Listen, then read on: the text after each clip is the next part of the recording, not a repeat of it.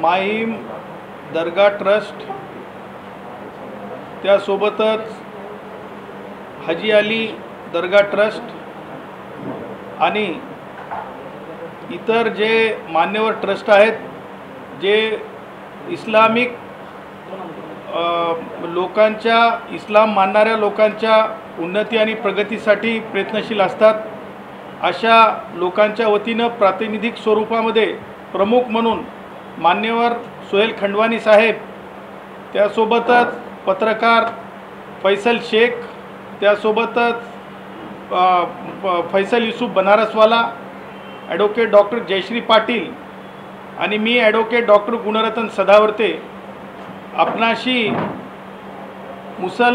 मुसलमानांच्या आरक्षणाच्या संदर्भानं संवाद साधत आहोत. मला असं वाटतंय की या देशामधली ही फार महत्त्वाची पत्रकार परिषद आहे. जेव्हा लोक संविधानाच्या संरक्षणासाठी मुसलमान लोक आपल्या समोर आलेत आणि ते सांगत आहेत की संविधानाची पायमल्ली झाली नाही पाहिजे आणि संविधान 50% जास्तचं आरक्षण मान्य करत नाही. त्या उलट ते असं म्हणतात की 5% जे आरक्षण मुसलमानांना देऊ करण्याचा जो प्रयत्न चालवलेला आहे, त्या संदर्भातलं राजकारण चालवलेलं आहे, त्या राजकारण हे केवळ एक थोतांड आहे. राजकारण केलं जाऊ शकत नाही आणि तशा प्रकारचं 5% आरक्षणही दिलं जाऊ शकत नाही. दुसरीकडे संविधानामध्ये 50% आरक्षणामध्ये मूलतः डॉक्टर बाबासाहेब आंबेडकरांनी लिखित संविधानात जे आहे स्पष्टपणे सगळ्या वर्गाला प्रतिनिधित्व दिलेलं आहे. सगळ्या वर्गाला प्रतिनिधित्व या अर्थाने की जो वर्ग आरक्षणासाठी पात्र ठरतो, मग मुस्लिमांमधील म्हणजे इस्लामला मानणाऱ्यांमध्ये जो वर्ग आहे त्याच्यामध्ये SC मध्ये सुद्धा काही मुस्लिमान म्हणजे इस्लाम मानणारे लोक येतात, शेड्यूल ट्राईबमध्ये सुद्धा येतात, तडवी वगैरे जे हे आहेत तबके आहेत, ट्रायबलमध्ये सुद्धा येतात. त्यासोबतच आपण जर पाहिलं तर बेलदार मुस्लिमसुद्धा येतात, मोमीनसुद्धा येतात, त्याचा नंबर 50 आहे. बेलदार मुसलमानांचा नंबर 189 आहे. 251 हा मुजावर लोकांचा आहे. त्याच्यानंतर जे मनियार असतात, बांगडी भरणारे लोक असतात, 239 आहे. त्याच्यानंतर असे म्हणजे कुरेशी आहेत. ह्या सगळ्या मान्यवर लोकांना ऑलरेडी तबक्यांना जे मागासलेले घटक आहेत ह्यासह अनेक म्हणजे घटकाला इस्लाम मानणाऱ्या म्हणजे पूर्वपार आरक्षण आहे. परंतु राजकीय कुठेतरी म्हणजे गणितं मांडायचे मतांच्या राजकारणासाठी, संविधानाला खोकलं करायचं, हे मला असं वाटतं आहे की आज हा फार मोठा दिवस आहे जेव्हा संविधानाच्या रक्षणार्थ आणि मुस्लिमांच्या प्रगतीसाठी ही पत्रकार परिषद बोलवलेली आहे. आणि स्पष्टपणे 5% आरक्षण घेता येणार नाही, कारण कोणतंही आरक्षण 2 ठिकाणी दिलं जाऊ शकत नाही, ते केवळ एका ठिकाणी दिलं जाऊ शकतं आहे. हे राजकारण्यांना, मंत्र्यांना माहीत आहे, तरीसुद्धा गलिच्छ राजकारण, डर्टी पॉलिटिक्स फॉर रिझर्वेशन या देशात चालवलेलं आहे. आणि आज या पत्रकार परिषदेतून जे कोणी 5% आरक्षणाची भाषा बोलत होते त्यांनी हे शिकून घ्यावं, माननीय म्हणजे माहीम दर्गा ट्रस्टकडून शिकून घ्यावं की आता मुस्लिम शिकलेला आहे, सुशिक्षित आहे, अभ्यासक आहे आणि तो स्वतःचे प्रश्न स्वतः मांडू शकतो आणि संविधानाच्या हक्कार्थ मांडू शकतो. त्यामुळं 5% आरक्षणाला माहीम दर्गा ट्रस्ट असेल किंवा प्रतिष्ठित जे मुंबईतले मुस्लिम असतील त्यांनी विरोध दर्शवलेला आहे. आणि 50% जे रिझर्वेशन आहे त्या 50%मध्ये जे जे तबके येतात त्याचं इफेक्टिव्ह इम्प्लिमेंटेशन, लोकांचा सुधार व्हावा वेगवेगळ्या मुस्लिम वर्गातला, त्याच्यासाठी प्रयत्न करावा आणि इझी मेकॅनिझम करावं अशी मागणी ह्या पत्रकार परिषदेतून प्रस्तुत महाराष्ट्राचे मुख्यमंत्री उद्धव तसेच भारताचे पंतप्रधान नरेंद्र मोदी यांना या परिषदेतून करण्यात येत आहे. उत्तर पाहिजे तुम्हाला त्याचं, पण मला त्यांनी वकील म्हणून बसवलं आहे. बरेच वेळेस अडचण हीच आहे ना की त्यांचं मागासले पण मेकॅनिझम फेल्युअर आहे ना. हां, स्टेट फेल्युअर आहे. सरकार त्यांना कुठंच उभं करत नाही. मुसलमान म्हणलं की सेकंडरी समजायला लागलेत लोक, त्रास द्यायलेत लोक.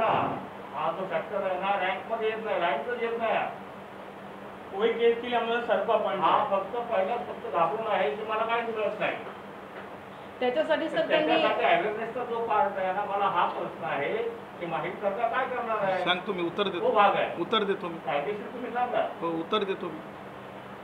माहीम दर्गा ट्रस्टनी स्पष्टपणे माननीय सोहेल खंडवानी साहेबांनी सांगितलं की आम्ही सेकंडरी सिटीजन नाही त्या देशाचे, म्हणून आज आम्ही संविधानाच्या सक्षमतेसोबत आम्ही आपल्या समोर आलो.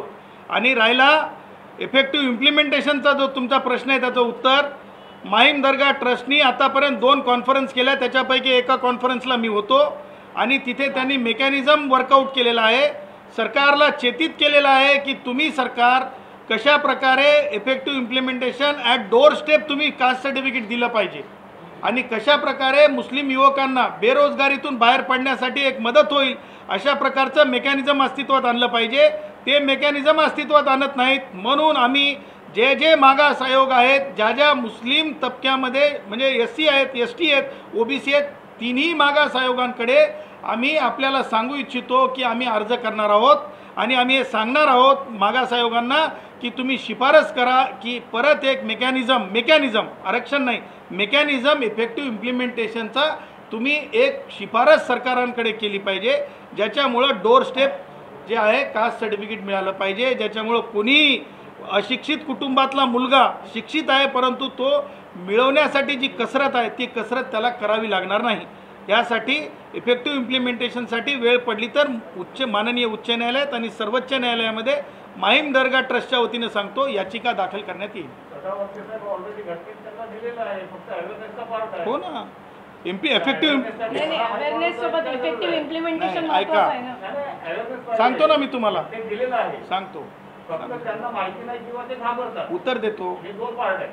तर फक्त दर्ग्याने तर अवेअरनेससाठी मुंबईमध्ये केली इतरांसोबत घेऊन तरी तो प्रोटेस्ट चालू आहे. त्यासाठी हायकोर्टात कशाला सांगतो. हे पहा, कोणी दर्गानी कशा प्रकारे इम्प्लिमेंटेशनसाठी जावं, दर्गा ट्रस्टचा पार्ट आहे.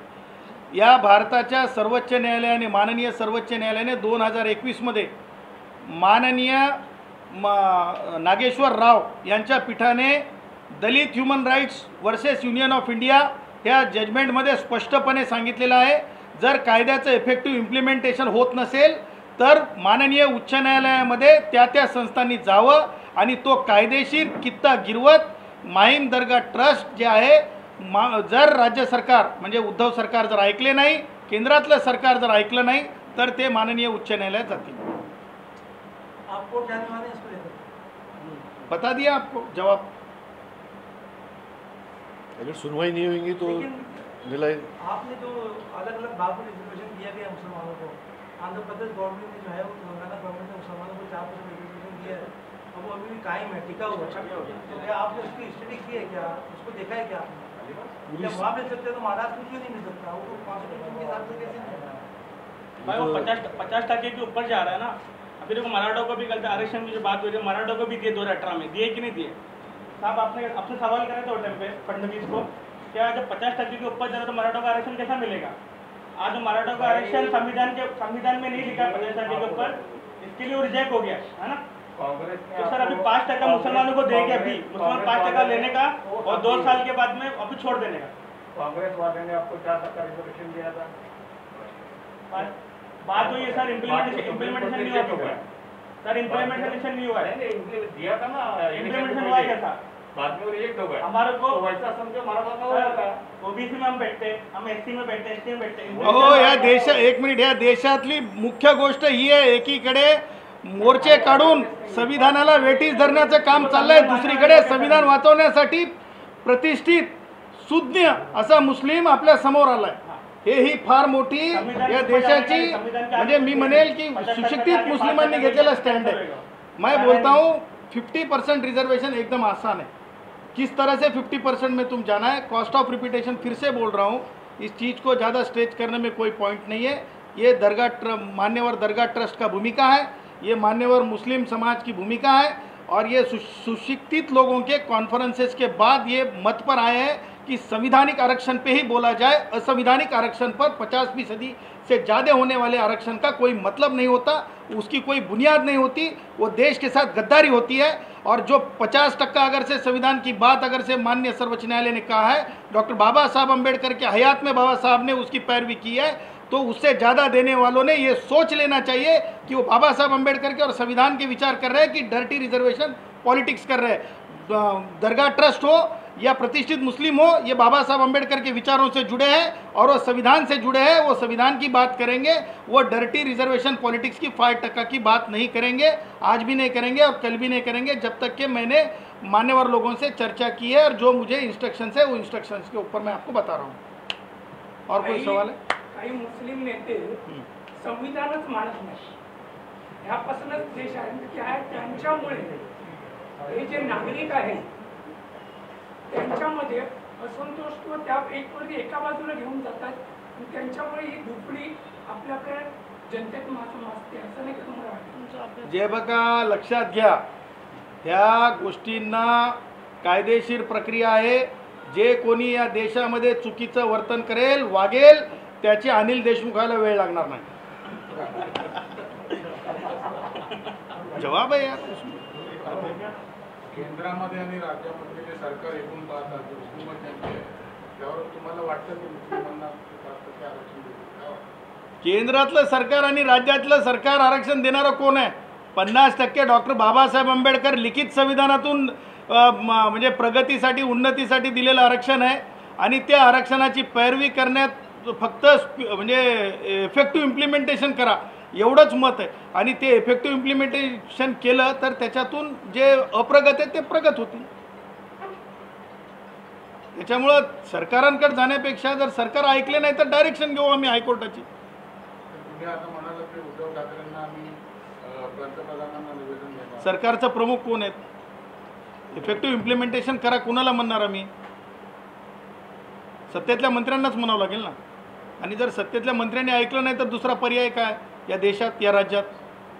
माहीम दर्गा ट्रस्टचे प्रमुख सोहेल खंडवानी, पत्रकार फैसल शेख, फैसल बनारसवाला, डॉक्टर जयश्री पाटील आणि मी डॉक्टर गुणरत्न सदावर्ते, आज आम्ही ही पत्रकार परिषद जी घेतलेली आहे, या पत्रकार परिषदेतून आम्ही 2 गोष्टी स्पष्ट करत आहोत। या देशाला भारत संविधानाला खोकलं करण्याचं काही म्हणजे मोर्चांच्या आधारे खोकलं करण्याचं काम काही संघटनांनी चालवलं आणि त्याचाच एक भाग म्हणून मुस्लिमांच्या संदर्भात सुद्धा आरक्षणाचं डर्टी पॉलिटिक्स काही राजकीय पुढाऱ्यांनी चालवलं।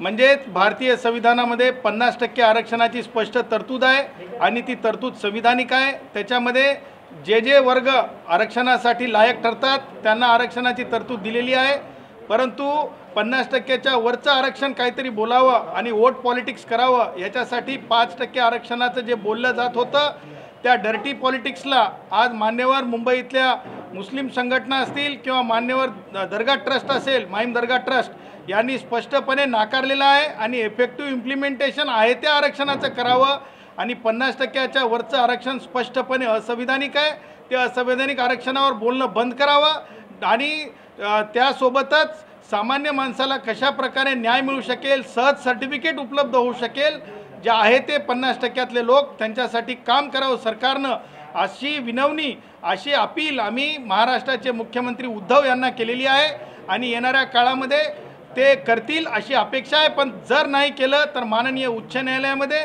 इफेक्टिव्ह इम्प्लिमेंटेशन ऑफ 50% रिझर्वेशनसाठी जाऊत आणि अनकॉन्स्टिट्युशनल रिझर्वेशन संदर्भात जे काही बोललं जात आहे त्याला स्टॉप दॅट करण्याची मागणी आम्ही करत आहोत।